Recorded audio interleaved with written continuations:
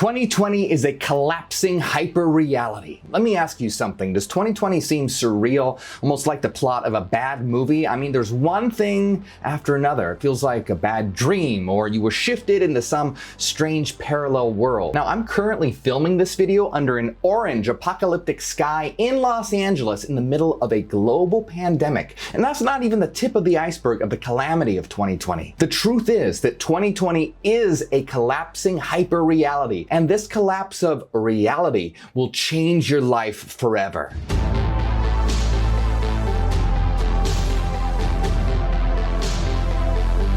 By the way, if you don't know who I am, my name is Morgue, and we are disgusted with the state of the world and are dedicated to creating a new humanity and a new earth. So, if you are too, then help us wake up the world and subscribe right now. Before we can see how 2020 is the collapse of a hyper-reality, we have to say, what is a hyperreality? The concept of a hyperreality was coined by sociologist Jean Baudrillard. But what is it? The effect of a hyperreality is being unable to distinguish between what's real and what's a simulation. A hyperreality has been called more real than real because human consciousness has accepted the hyperreality as being real rather than any kind of actual reality. The movie The Matrix was highly influenced by the idea of hyperreality. In The Matrix, people are hooked up to machines and enter into a simulated existence.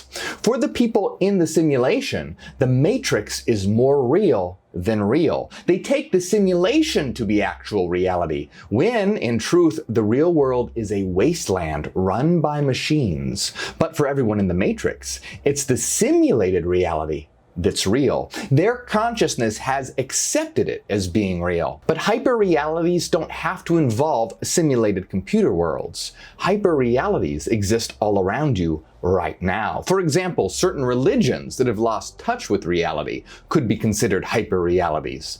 But something even more familiar are theme parks like Disneyland. Disneyland presents an imaginary reality, complete with its own cartoon Main Street. But if you look deeply at this, you'll see that the unreal world of Disneyland exists to hide the fact that the rest of the world is unreal. Baudrillard said, "Disneyland is presented as imaginary in order to make us believe that the rest is real, when in fact all of Los Angeles and the America surrounding it are no longer real, but of the order of the hyperreal and of simulation." Visiting the obviously imaginary streets and fabricated world of Disneyland has the effect of causing you to believe that the rest of Los Angeles and America is real, because stepping into something so obviously fabricated as Disneyland reinforces the belief that the world outside of Disneyland is what's real. But then enter 2020.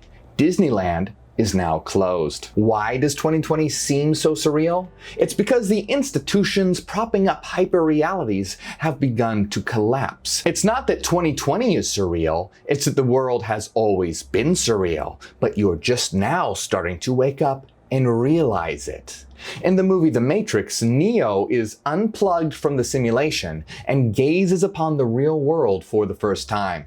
2020 is strange, not because it's strange in itself, but because you're finally beginning to see what you've been told is real is not real at all. Protests are occurring globally because people are finally realizing on a mass scale that freedom and equality doesn't exist. It's not real. In a country with a reality TV president, nothing is real anymore.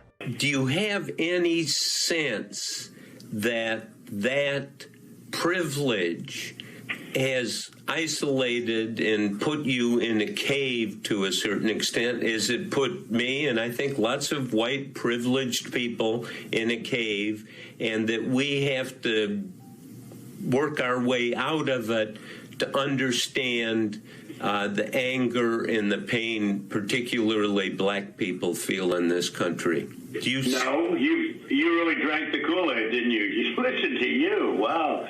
No, I don't feel that at all. When you're told since birth that the country you live in is the greatest country on earth, you believe it even though it's not true. It becomes more real than real. But in 2020, no longer are people distracted by theme parks, bars, nightclubs, and movie theaters. they're all closed. So people are forced to stare directly into reality and discover a world of brutality and hatred. They're realizing the world is nothing like how they imagined it to be.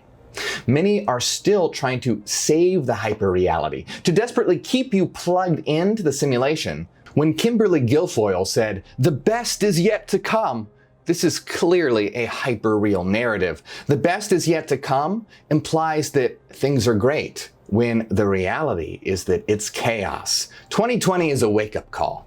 With everything closed and distractions at a minimum, people are forced to confront reality. Brutality has gone relatively unnoticed in prior years because the masses were distracted by Hollywood's latest release or nights at the club. Currently, that's all gone. People are realizing that the institutions are a con. The healthcare system isn't about health, it's about profit. The police force isn't about protecting and serving, but to enforce the will of the elites. Their narrative that you've been sold is collapsing, but in truth, hey, this isn't a bad thing, as long as you realize what's going on. 2020 is revealing the catastrophic cracks in our system that have always been there. It's nothing new. You're finally just being forced to look at it. The simulation is crumbling to reveal the desert of the real. But that gives us an opportunity to create a new world. The problem is that so many people, they don't want a new world. They want to go back to how things were. They want to be plugged back into the simulation.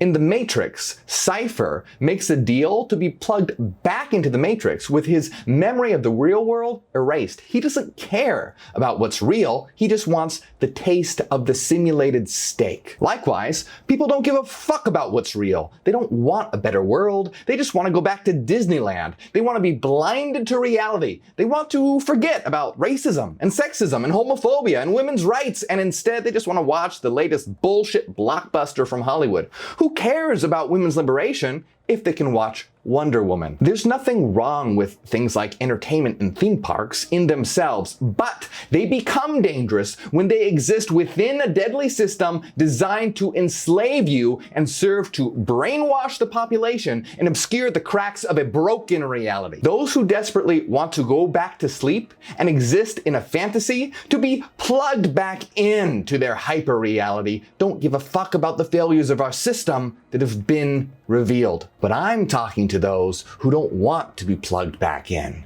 I'm talking to those who never want to return to how things were, who want to create a new world, a world that is finally and truly free. Just as Disneyland exists to make you believe the rest of the world is real, so do prisons exist to hide the fact that you are already in a prison. Baudrillard said, "Prisons are there to conceal the fact that it is the social in its entirety, in its banal omnipresence, which is carceral." Just as visiting Disneyland makes the rest of the world seem more real, so does the existence of prisons cause you to think that you're free. Freedom is one of the greatest lies ever foisted upon the masses. You're told that you live in the land of the free, that you exist in the pinnacle of freedom, while you're forced to work a 9-to-5 job 5 days a week to feed the greed of the global elites. How do you keep a happy prisoner?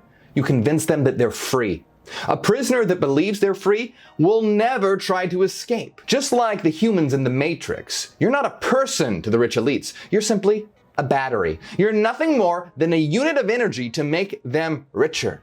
But the world doesn't have to be this way. We have the power to make it into whatever we so will, and we have the resources to make this happen. But for it to happen, the elites cannot be allowed to continue to hoard the wealth of the world and manufacture a false reality. So who are you? Are you someone that's happy to be a battery for the elite? Do you want to be plugged back into the simulation and have your memory of the world erased? Or are you someone that will never go back to how things were and demand that a new world be built? If you can't go back, if you won't go back, if you desire global change, if you know that we all deserve an infinitely better life, then you just might be one of us.